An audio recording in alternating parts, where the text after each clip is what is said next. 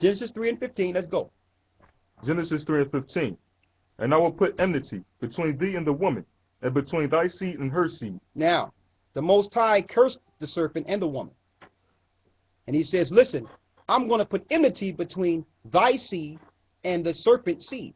To let you, seed is what? Offspring. And that lets you know there will be a battle in the earth until the consummation, until the Most High settle all the scores. So from the beginning, there was a war. And there was an attack on the woman's seed. The woman's seed is Israel. Now the serpent have to have a seed in the earth to rival and to oppress the woman's seed. You're going to find out that these racial tensions that go on in the earth was because of this prophecy right here. That the serpent would attack the Most High's creation until Christ settled the score. And you're going to find out that you are the woman's seed. That's why you've been getting attacked from generation to generation. The serpent have been watching you. He have been poisoning you, diluting your understanding, been causing you to sin against the Most High. This is that war. Now, his last resort is to exterminate you. You are a problem because he did all these things to exterminate you, and you're still here. All right? So there shall be enmity between the serpent seed and the woman's seed. And you're going to find out that this presents itself through race. I know that's the 800-pound gorilla in the room. No one likes to talk about it, but it's the truth. It's the truth. There have always been racial tension. When you look at all the wars in the Old Testament, that was race. That was nations against nations. Christ says, one nation shall be against another nation. That's one nationality against another nationality. Okay, it presents itself through racial tension. All right, rulership and power. You have two spirits that were meant to rule. Yes. And now it's Jacob's time. We're going to show you. So how did he get into government? You got the two Babylons? Grab that on page 227. You got that?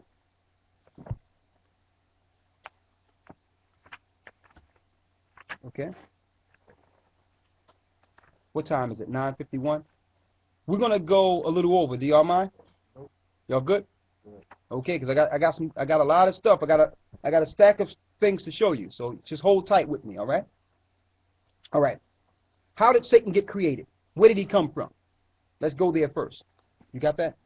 Hold that right there. We got the serpent. Go to Ezekiel 28.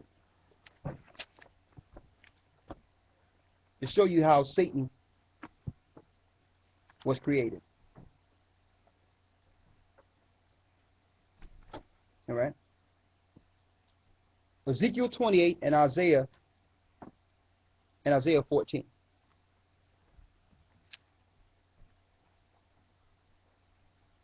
How was Satan created? Who was he? Read the second verse. Ezekiel 28 and 2. Ezekiel 28 and 2. Son of man, say unto the prince of Tyrus, thus saith the Lord power, because thine heart is lifted up, and thou hast said, I am the Most High. I sit in the seat of the Most High, in the midst of the seas. Now it says the king of Tyrus. Why does it say the king of Tyrus? He was another prince that oppressed Israel. That was government. And it says prophesy against the king of Tyrus, because who was using the king of Tyrus against Israel? Satan. And what was the king of Tyrus proclaiming? That he was the Most High. He was saying that I am, and there's no other beside me. So Satan was claiming to be the Most High. Y'all see that? Because he wished to be what? Worshipped. Go down to the 11th verse. Read 11 through 17. Ezekiel 28, 11 through 17. Read it. Verse 11. Moreover, the word of the Lord came unto me, saying, Son of man, take up a lamentation upon the king of Tyrus, and say unto him, Thus saith the Lord power, thou sealest up the sum, full of wisdom, and perfect in beauty. Thou hast been in Eden, the garden of the Most High. That's how you know it wasn't talking about the King Tyrus, but the spirit that was controlling him. Because King Tyrus wasn't in the Garden of Eden. Right. The serpent was. Read that verse again. Thou hast been in the garden of Eden, Thou have been in the garden, read. of the Most High. Every precious stone was thy covering. Every precious stone was thy covering. So he was, before he turned to Satan, he was Lucifer. Okay? Let's see what covered his body. Read.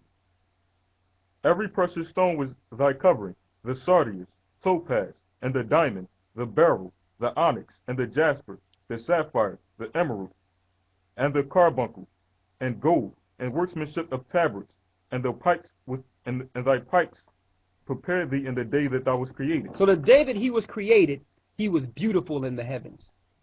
He was covered with jewels. He was so beautiful. Read. Until what? Thou art the anointed cherub that covereth. You can see? Read it like you see it. Read it again. Verse 14. Thou art the anointed cherub that covereth. Thou art the anointed cherub that covereth. So there's a mercy seat up in heaven. Michael and Lucifer were the two angels that you see on the Ark of the Covenant. That's how high of an angel he was. You ever see the Ark of the Covenant with those two angels on the ark that the Levites carried? Those two cherubs is Lucifer and Michael. That's how high he was. He was up there with Michael as an archangel before he fell. Until when, read? And I have set thee so. Thou was upon the holy mountain of the Most High. At once he was upon the holy mountains of the Lord. Read. Thou hast walked up and down in the midst of the stones of fire. The stones of fire are angels. Angels are made out of pure fire. Read. Thou was perfect in thy ways from the day that thou was created. He was perfect when the Most High created him. Read.